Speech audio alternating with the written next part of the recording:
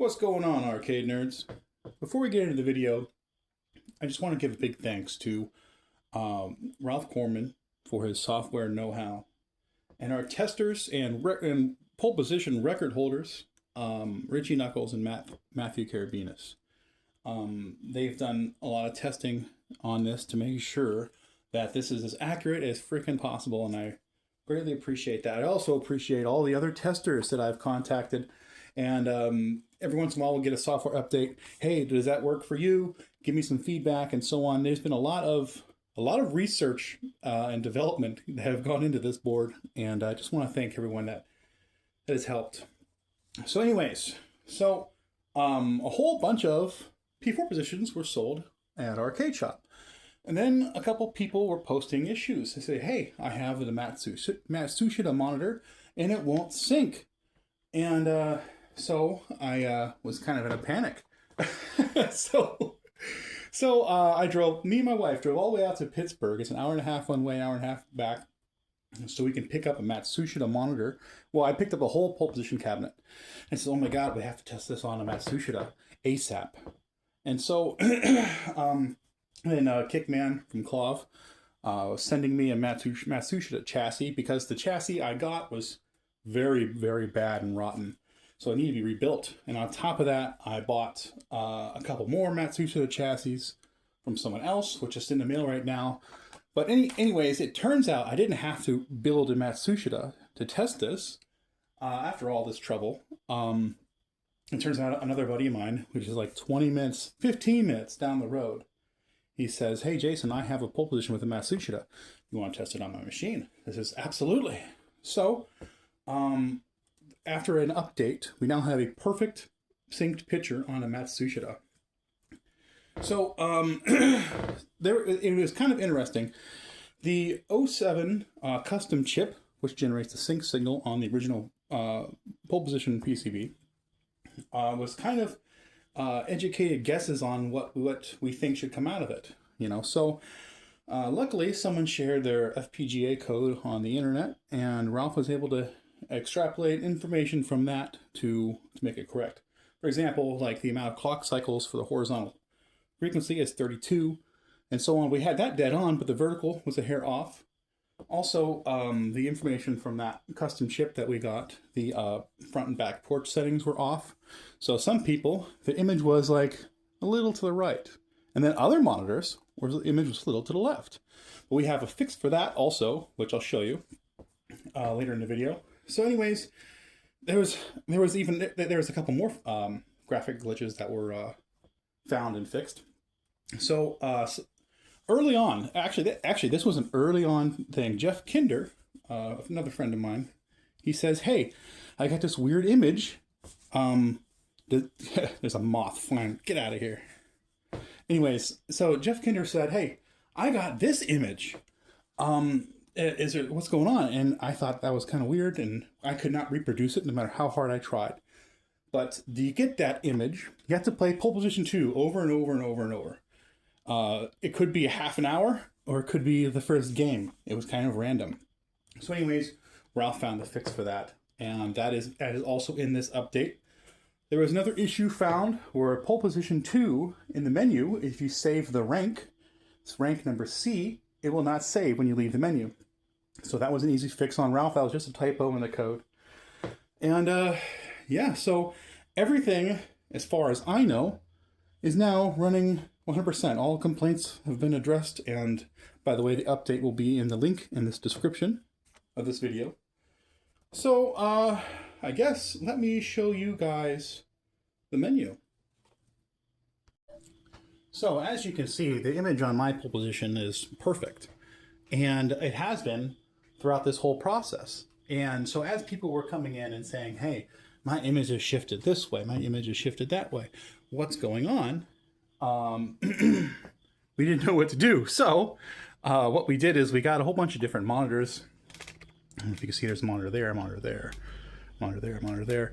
We're testing every possible different monitor so we can make sure that it works generally for all monitors, So we ended up adding some different things in the software to help tune in your monitor and so on. So, okay, so let's go into the menu. So for those of you that don't know, to get in the menu, you turn on the test switch. Okay, now I'm going to hold the credit button for 2 seconds. Okay, now we're in the other menu, the new menu. So select start game. You can just, by the way, you hit the pedal and you can select which game you want to be the start game. You turn the steering wheel and that moves the selection around. Okay, so game settings. Let's go into pole position. Oh, by the way, on the new one now, pole position world is now, the ROM is now in the P4 position. So, okay, so let's just go to game settings for one of these as an example. Now, as you see, here's the regular settings all the way down to, here's a new setting called auto culling. And what auto culling does is if you press the gas pedal, it gives you an automatic culling. Okay, now, one other cool thing is you can decide by the way you turn the wheel, that moth is back, turn the wheel, and you can select things like another new option called hide game over. So if I select this and turn the wheel, see it says on, I can make it say off or whatever and save it and get out. So I'm going to go back into the regular menu and we have some more additional options. This is a whole new thing here where right here I have horizontal position and vertical position. Now this is called the front and back porch settings. So for example, there's a spot here and here where the pixel clock is not active, and you can shift where the pixel clock is active. Well, get out of here, moth. Anyways, so if I select horizontal position, let's say your image is a little to the left or right. Well, I can turn the wheel and literally move the horizontal position whatever way I want. Okay. And select, I'll keep that. Go to vertical position. Get out of here, moth. Anyways, so here's vertical position.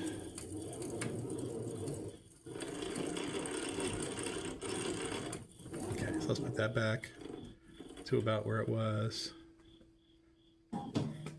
Now you have another option called the gas pedal. Now, if you have a healthy, fully functional gas pedal, leave this at 100. This will work for your healthy gas pedal. But if for some reason you can't get full pedal, you can adjust this to more sensitive or less sensitive.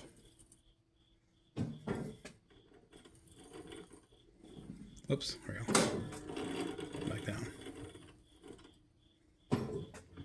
So I should, you know what, from here, I think I want to show you a pedal and explain some things about the pole position pedal. Okay, I'm laying here on the ground and I want to show you something that is common with pole positions. Okay, so just like the original board, the P4 position auto calibrates to your pedal's home position at boot. So anyways, some of these pedals, if I press this pedal slowly and let go, it will not return to its home position on its own. See if I pick this up, you see how there's that little bit of a difference? So it's important to have a healthy pedal. So if you want to, you can grease these hinges here and here, or oil them, and it will return to its regular.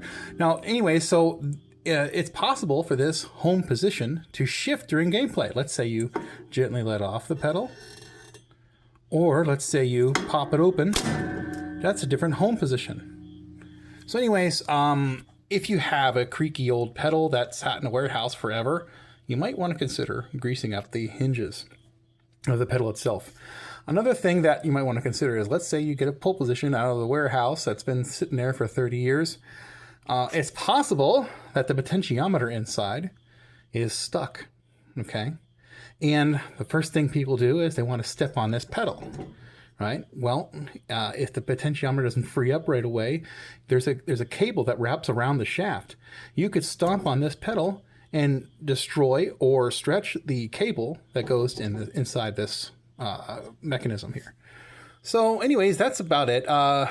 So anyways, as long as you, like I wanted to say, as long as you have a healthy pedal, the setting that is on the screen, the 100 setting, is where you should be. Now, if you don't want to actually fix any issues that your pedal may have, you can adjust it, but I suggest you just grease up your pedal. In most cases, that's all you're really going to need, is to let that spring do its job and return to its home position. Okay, we just left the menu, and we just left the options area, and now we can go into input test just to explain how that works. And you press the pedal at anywhere in the menu to select something. So this just tells the state of the wires going to the board. So you have coin, gear, gas.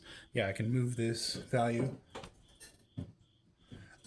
Brake, the wheel, the test switch itself, and the service switch. Okay, so to exit this menu, got them off. Anyways, so to exit this menu, move your shifter up, and you see there's a counter. Okay. So if you just shift it, you can move into, so you exit the menu. Okay, so the only things left is credits. And like I said, once again, huge thanks to Ralph Corman for doing the software work, and our testers, Richie Knuckles and Matthew Carabinas. Without you guys, this wouldn't be possible at all. Okay, so let's exit this. So the test switch is still up. So we're going to go right back into test mode. There's something I want to mention.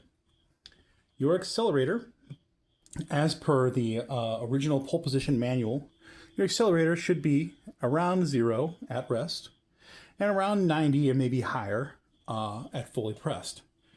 So if you have a defective pedal, you can tweak the settings to force it to work. But this is accurate to the manual for pole position. So in other words, there's that. I go clear to 98. So steering, all that other stuff is just like the original pole position. So I'm going to turn it off. Now test is off. And now we're into regular pole position. So to change games, press the service button in the coin door. Inside the coin door is a little black button. If you press it and hold it for 2 seconds, as I'm going to do now.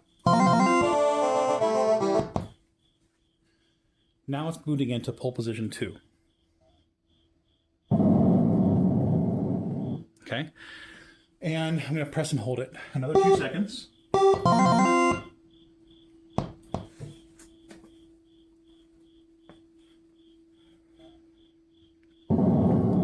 we have the Namco version. This basically the same thing with different billboards and things like that. But what else? Kelly, do I have anything else to say? Oh, I need to tell you guys how to update it. All right. Okay, I should mention that if you were to buy a P4 position when they get back in stock again, this update will already be on the board. So you will not need to do this update unless we get another update in the future. Okay? So, first thing you want to do is get yourself a USB cord. Now, not any well, most USB cords will work, but some of these USB cords are charge only, while most of them are data. Okay, so just make sure you have one that you can connect to your computer, and it's not just for charging a cell phone or something like that. Okay, so you get your P4 position, and there's a USB port right here. So stick this into your computer. Oops, the other way around. Okay, so now that's installed on the computer, and the update is gonna give you a folder, and in this folder is the update itself, and then this batch file that will do the update for you. So all you do is you open this folder and click on update.